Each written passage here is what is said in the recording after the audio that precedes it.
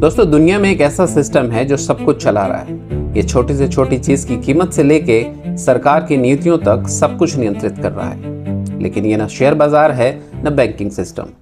ये है petro dollar, जो पिछले 50 सालों से सारी दुनिया को घुमा रहा है।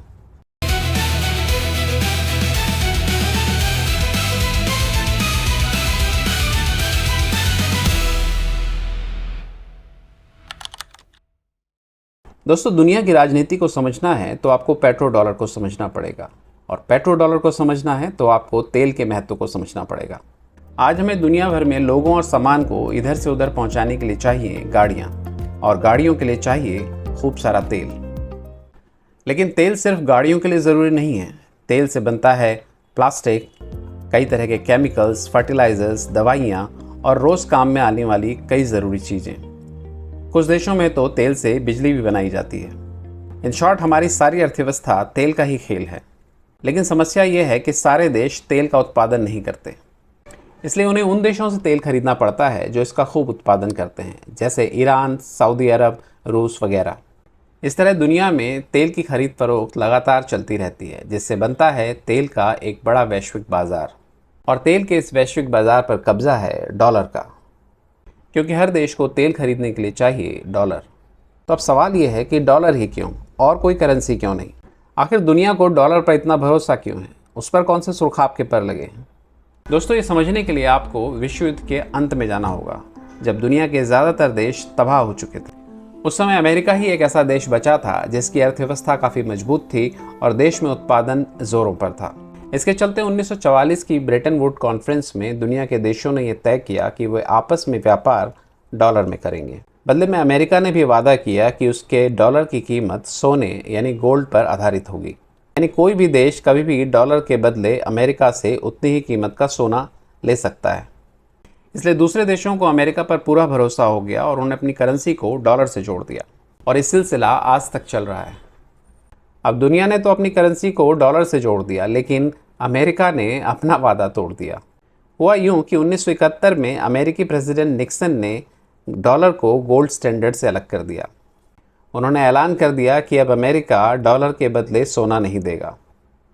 I have directed Secretary Connally to suspend temporarily the convertibility of the dollar into gold or other reserve assets. America के इस कदम को निक्सन शॉक के नाम से जाना जाता है। अमेरिका के इस झटके ने दुनिया की अर्थव्यवस्था को गोल्ड बेस्ड करेंसी से फिएट करेंसी बेस्ड इकोनॉमी में बदल दिया। फिएट करेंसी यानी सरकार द्वारा जारी किया गया पैसा, जो सोने या चांदी पर आधारित नहीं होता, बल्कि इसकी कीमत सरकार पर लोगों के भरोसे और देश की इकोनॉमिक स्टेबिलिटी यानी आर्थिक स्थिरता पर टिकी होती है। इसलिए जब अमेरिका ने डॉलर के बदले सोना देने का वादा तोड़ दिया, तब भी डॉलर का दबदबा बना रहा, क्योंकि अमेरिका की इकोनॉमी बहुत बड़ी और मजबूत थी और अमेरिकी सरकार को काफ़ी स्थिर और शक्तिशाली माना जाता था। जापान पर परमाणु बम गिराकर और चांद पर आदमी को पहुंचाकर उसकी हैसियत पहले ही एक सुपर पावर की बन चुकी थी। साथ ही डॉलर अब तक दुनिया के कई देशों में फैल चुका था और दुनिया में लेन देन डॉलर से होने लगा था। इस तरह डॉलर दुनिया की रिजर्व करेंसी बन गया था, जिसका मतलब है कि ज़्यादातर देशों ने डॉलर को अपने सेंट्रल बैंक्स में बड़ी मात्रा में रखना शुरू कर दिया था, और ये सिलसिला आज भी जारी है। दोस्तों, निक्सन शॉक के बाद आया दूसरा शॉक, यानी ओपेक तेल संकट, जिसने डॉलर को और मजबूत बना दिया। हुआ यूं कि 1973 में तेल उत्पादक देशों ने उन देशों को तेल बेचना बंद कर दिया जो योम किपुर युद्ध में इजराइल का समर्थन कर रहे थे, जिनमें से अमेरिका भी एक था। इससे दुनिया में तेल की कीमत 4 गुना बढ़ गई और पश्चिमी देशों में तेल की भारी कमी हो गई और महंगाई तो आसमान छूने लगी।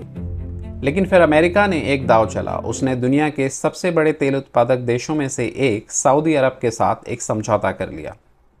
डील ये थी कि सऊदी अरब अब अपना तेल सिर्फ अमेरिकी डॉलर में बेचेगा और बदले में अमेरिका उसे सैन्य सुरक्षा और समर्थन देगा। अब चूंकि सऊदी अरब तेल उत्पादक देशों में सबसे बड़ा था, इसलिए बाकी दूसरे देशों को भी उसी का रास्ता पकड़ना पड़ा। इसका मतलब ये था कि अगर आपको इन बड़े तेल उत्पादक देशों से तेल खरीदना है तो आपको डॉलर की ज़रूरत पड़ेगी। बिना डॉलर के आप तेल नहीं खरीद सकते। इसी सिस्टम को पेट्रो डॉलर सिस्टम कहते हैं। मान लीजिए आप जापान जैसे एक छोटे देश हैं जो तेल का उत्पादन नहीं करता, लेकिन आपको अपनी अर्थव्यवस्था को चलाने के लिए तेल तो चाहिए। इसलिए आपको तेल खरीदने के लिए सबसे पहले अमेरिकी डॉलर हासिल करना होगा। दूसरा, ज़रूरत के समय के लिए डॉलर जमा करके भी रखने होंगे। तीसरा, अमेरिका के साथ व्यापार करना होगा और अमेरिकी एसेट्स यानी अमेरिकी संपत्तियों को भी खरीद कर रखना पड़ेगा। इसका पहला फ़ायदा अमेरिका को ये है कि इससे डॉलर मजबूत बना रहता है, क्योंकि हर देश को डॉलर चाहिए। दूसरा फ़ायदा यह है कि अमेरिकी सरकार आसानी से और कम दर पर उधार ले पाती है। तीसरा और सबसे बड़ा फ़ायदा यह है कि अमेरिका आर्थिक प्रतिबंध लगाकर किसी भी देश पर दबाव डाल सकता है, क्योंकि बहुत सारे अंतर्राष्ट्रीय लेन देन अमेरिकी बैंकों के ज़रिए होते हैं।